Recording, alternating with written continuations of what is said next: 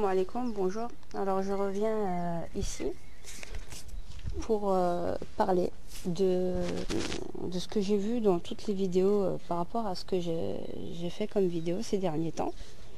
Je suis bien de la question du Polisario que par rapport aux critiques que je faisais aux Algériens.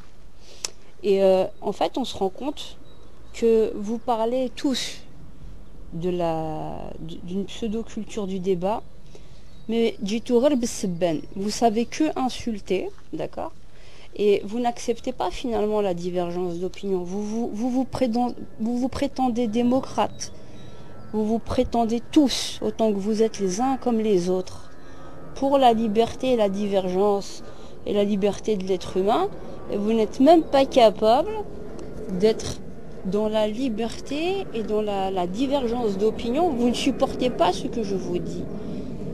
Ça vous insupporte. Et ben je vais encore plus vous insupporter. Je vais encore plus augmenter la dose. Parce que vous prétendez démocrate. Vous êtes des dictateurs, tous autant que vous êtes. Vous n'êtes même pas dans la culture du débat. Toi, tu insultes les gens. Pourquoi? On te dit des vérités et notre divergence d'opinion, c'est une insulte. C'est-à-dire que toi, tu as la vérité absolue. Et il faut que nous nous alignions, sinon sous peine d'être considérés comme un ennemi. C'est ça, aujourd'hui, dans le monde dans lequel nous sommes. Il n'y a plus cette culture du débat et sans avoir à se haïr.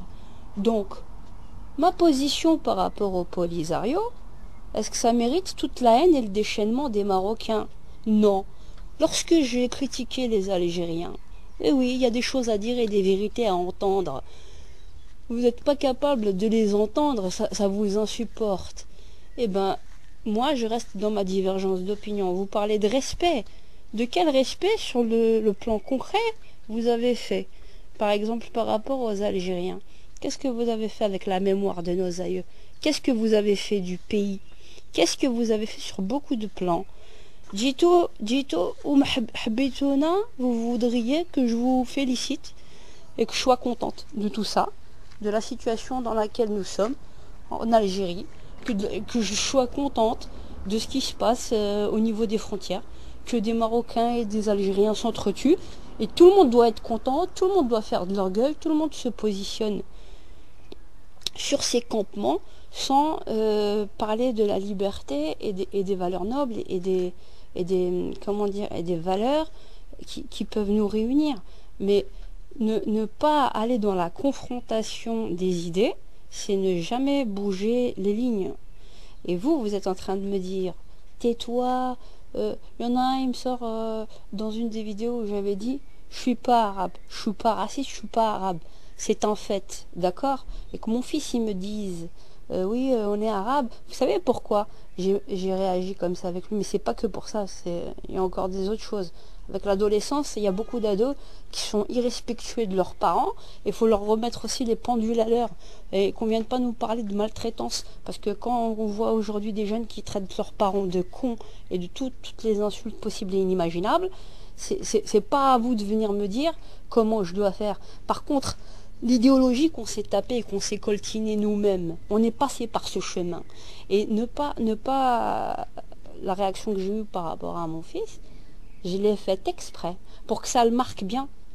Je lui ai fait peur comme ça d'un coup, pour que ça le marque bien, pour pas qu'il oublie qui il est. Parce qu'aujourd'hui, on est face à de l'obscurantisme, l'idéologie salafiste, qui veut nous faire croire que via la religion, il faut tout gober de l'Arabie Saoudite et du Qatar et venir nous arabiser. On a exactement la même problématique ici en Belgique, la même problématique en France à une échelle un peu plus soft. Pourquoi? Parce que les musulmans là-bas, au niveau du rite, c'est beaucoup plus dilué. Il y a moins la pression qu'il y a en Belgique. La Belgique, c'est encore une autre histoire. Et donc, ça fait 17 ans que j'y habite et je sais exactement ce qui s'y passe. Et donc, c'est pas à moi que vous allez me donner des leçons sur ce que je suis censé penser, sur ce que je serais censé dire, et quelles seraient donc les modalités de la manière dont je devrais parler avec le monde, alors que le monde ne fait que nous insulter matin, midi et soir par leurs propres bêtises, et vous voudriez que je reste poli, hein, sous de pieuses paroles et sous de pieuses,